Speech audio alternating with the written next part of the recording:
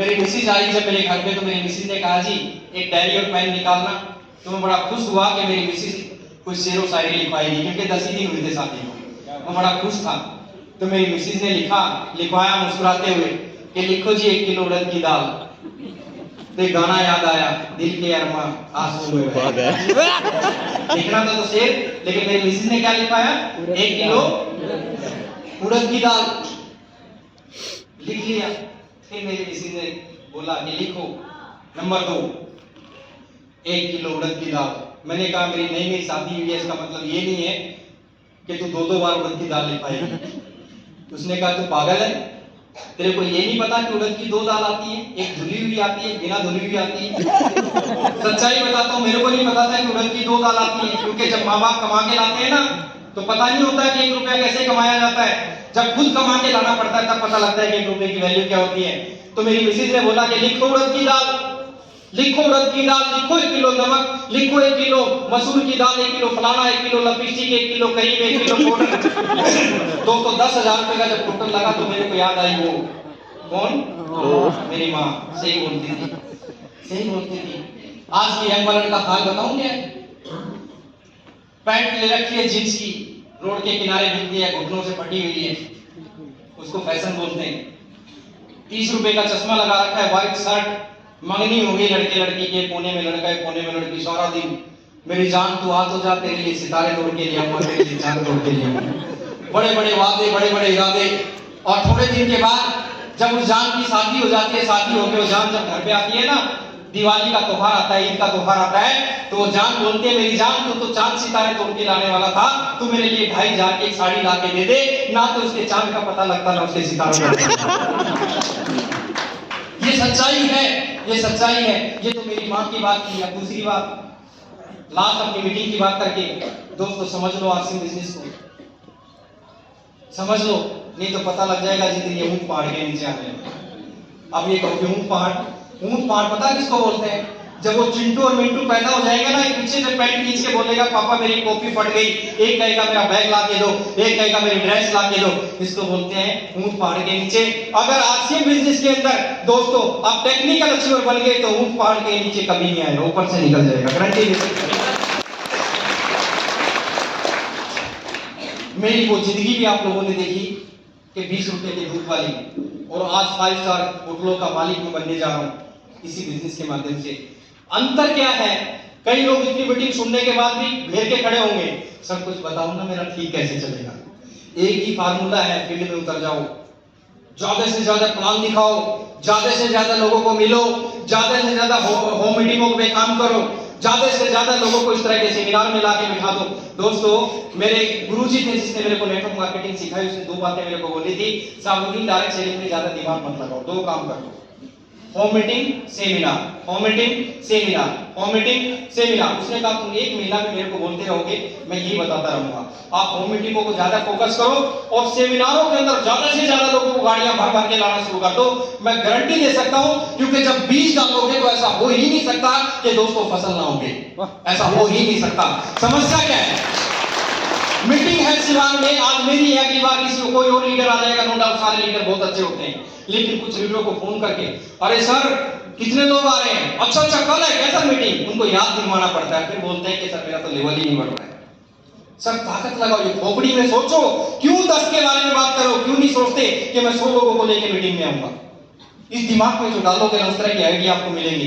मैंने पटना के अंदर बापू सभागार में भी प्रोग्राम किया, मेरी टांगें कांपने लगी उस मेन्यू को देख के कि साउदीन अगर तेरा किसी ने साथ नहीं दिया तो तेरी इंसल्ट हो जाएगी। कहाँ बैठे हैं बहुत सारे लोग यहाँ पे।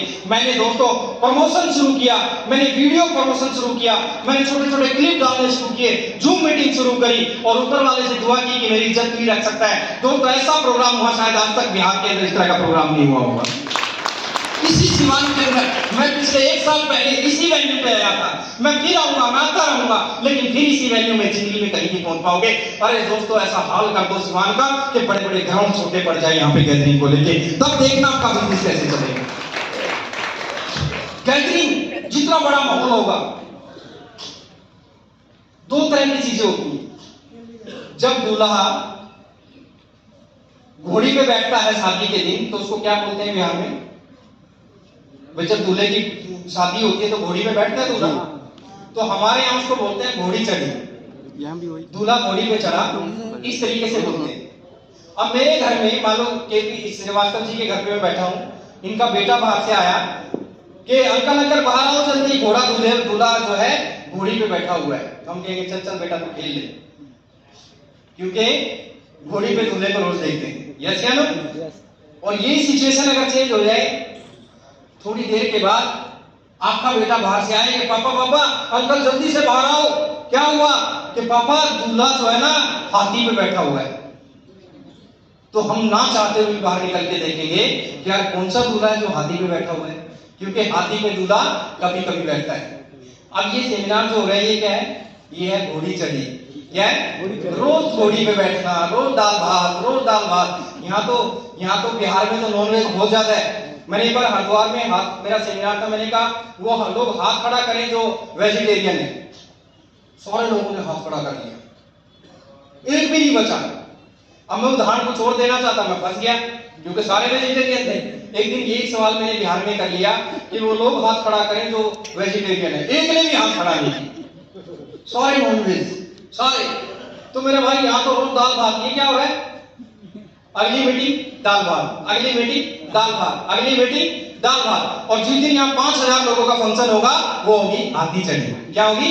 हाथी चढ़ी। दोस्तों उस दिन जब ये सीवान के रोड जाम हो जाएगी ना, बापू सभागार में 10 दिसंबर को रोड जाम हो गया वहां पे, दुकान वालों को समझ क्या हुआ, लास्ट दिन की मीटिंग है, आधे लोग तो आपकी भीड़ को देख के ज्वाइनिंग कर लेते। तो दोस्तों आप लोग जो है बहुत ये बिजनेस को हल्के में मत लें, अपने नेटवर्क को बड़ा करें। सुबह 6:30 बजे की मीटिंग टीसीजी की आती है, उसमें जुड़े।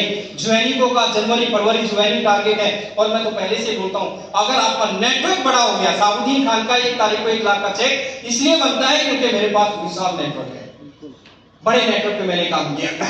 अगर आपके पास भी बड़ी टीम हो जाएगी, आपके पास भी सारी चीजें हो जाएगी, तो दोस्तों आपके पास भी जो है बहुत अच्छी इनकम आपकी आनी शुरू हो जाएगी। आज दोस्तों बिजनेस के अंदर इज्जत, शोहरत, मान सम्मान, पैसे के लिए बिजनेस में आया था, लेकिन और क्या क्या मिला मैं नहीं बता सकता। बड़ा अच्छा लगता है बिहार में आप लोगों के बीच में आके, आप लोग इतने ध्यान से इतनी देर से मेरे को सुन रहे, एक भी आदमी यहाँ पे उठक बैठक नहीं, सब लोग बैठे हुए हैं, इसका मतलब आप लोग को कुछ ना कुछ समझ में आ रहा है। मेरे भाई हाथ जोड़ के रिक्वेस्ट है, मेरे एक दोस्त बोलते हैं कि टीवी आया तो पहले अमीर लोगों को मिला, कार आई तो अमीर लोगों को मिली, जो भी अच्छी चीजें आती हैं पहले अमीर को मिलती हैं, लेकिन उस खुदा ने आसिम बिजनेस पहले गरीब आदमी को दिया है, समझ जाओ, नहीं तो ये भी अमीर लोगों के हाथ में चला गया।